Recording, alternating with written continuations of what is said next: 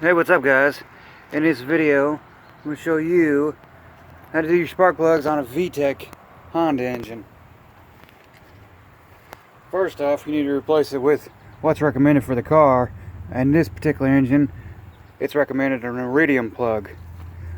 Now whether you want to use an NGK or a Bosch or a Denso, that's entirely up to your preference. You know what you feel works best as far as the engine's runs hot or runs cold. And I don't mean as far as the coolant, I mean as far as the firing and the just general temperature of the engine. Some vehicles require a hotter plug because the engine runs cold. Some vehicles require a colder plug because the engine runs hot. And it will affect the way the engine runs. First and foremost, you need to undo your plug wires. Make sure you don't mix them up and get them out of time, because if you put them back in the wrong order, your engine's going to run like crap and it's going to be completely out of time in the firing order. Undo them from your clips. And this, what I personally like to do is just drape them off right beside the cylinders, because then I know exactly where they go back in at. Pretty self-explanatory there. And even there's a trick you can do there, is just keep those two connected to that clip, and then they're not going to fall off on you. And the very end ones have a clip also, which I've actually undone the bolt. Then you need to take your spark plug socket. Got the plugs there. One second here, let me grab the other one. Alright guys, we got your plugs there. Take your spark plug socket. Make sure you use the correct socket. I believe on this particular plug, I believe it's like a 5/8. And yes, it is. Okay, also on these iridiums, you can see that fine tip right there on the end of that plug. These plugs you do not gap. They come preset from the manufacturer for your vehicle specifications, because that's why they're recommended for this vehicle. Like I said, you do not gap these plugs. Now, however, just because you do not gap them does not mean you don't want to put anti-seize on them. On any bolt, or let me rephrase, anything that's got threads that you want to eventually take back off, no matter what it is on your engine, unless you're wanting to use Loctite, when in that case you don't want it to come loose. Anything else you want to use anti-seize. Hence the word anti-seize. It will keep it from freezing up the threads, because you have a steel thread and an aluminum, and they do not mesh good together. Said a steel thread on a spark plug and on an aluminum head, the threads, they get seized up really bad because of the constant fluctuation in temperature. And yes, we can use an impact to take them off. These plugs, as you can see, are pretty fat out, pretty burnt up. They probably original manufacturer plugs that's in this car. This car's only got, I think it's around 100,000 miles on it.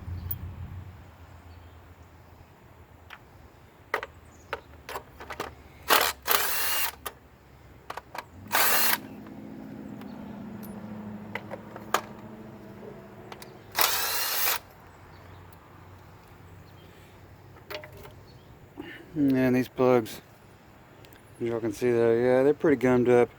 That gap's pretty wide from where they're just over time. These plugs just are worn out. You can see right on the tip of that electrode, it's pretty rounded off, because these plugs are just worn out. Like I said, these probably been there since the car was new. So you take your plugs, put them back in. Always start them by hand.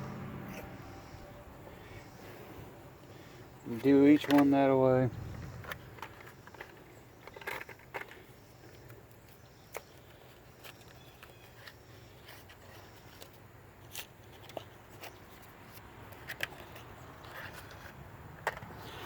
Oh man, goodness.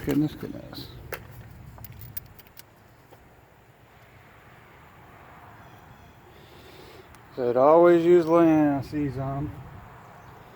Then you want to start them by hand. And this socket, you can hold them upside down. It's got a rubber boot inside of it to keep you from dropping the plug and damaging the end of that plug.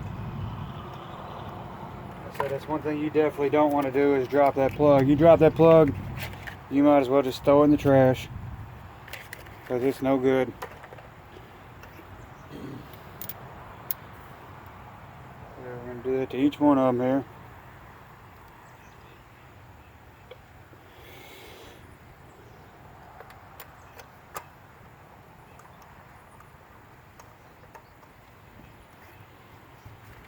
Like I said, you want to start these plugs by hand. Preferably do not use an impact or retorque them. You definitely don't want to do that. Because you can, you know, I've seen impacts, even electric impacts, strong enough. Now, yes, they'll break a bolt, they'll break a spark plug, easy. It's not hard to do.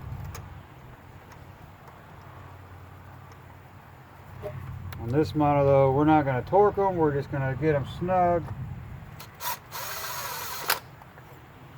Just with the, that's all we're doing with the impact here, is just getting them snug.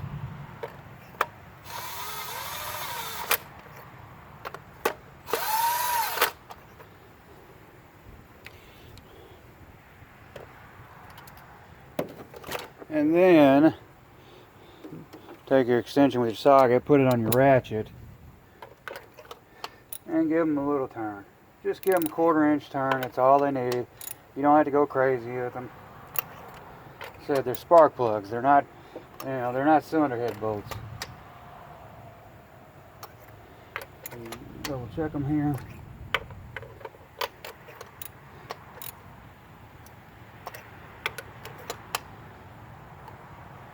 And there we go, they're all tight, and they're all snug.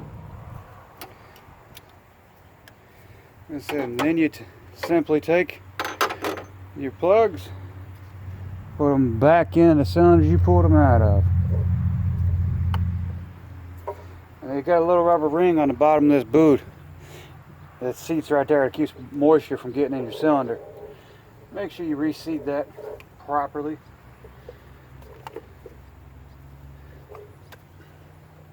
And I just boogered up like I was telling you all not to do. Pulled these wires into the wrong one.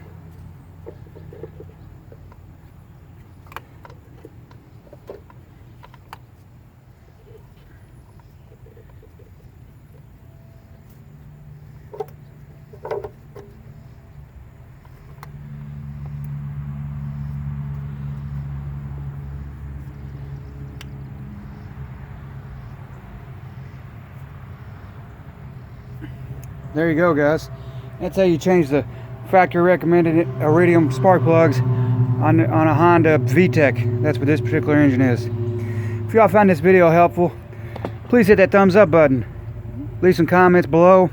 And as always, if you're not subscribed already to the channel, please do so. You'll have a great day.